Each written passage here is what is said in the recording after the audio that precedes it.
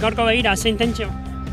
Bueno, eguna aliketan duen pasa, eta azkeneko mendate horietan liderra ere, sufritzea ere iten dion, eta guk aurrea jotzea daukeun. Atxo, pixka gaizki, zen muz, atxota gero?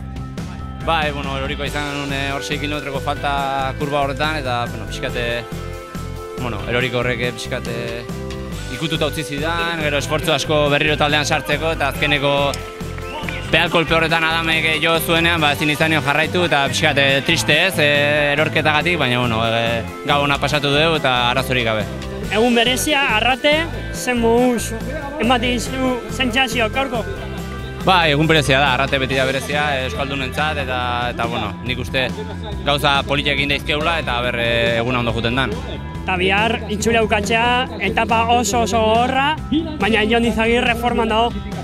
Bai, forman dago, ez daukat nik inongo eskusarik, eta hori, esan ez dela, 2 egun gelditzen dira gogorrak, eta azkeneko 2 egunetan saietuko gara pasalkapen nagusia buelta ematen. Zure txandun dago, klabea? Gaur eta bihar. 2 egunetan aurrean ibili behar da, Adik ibili behar da, egia da gaur goraka bukatzen dela, Arrate bezalako mendate gogor batean, eta ikusiko da. Eta berritasuna, Karakate, nolakoa da zuretzat?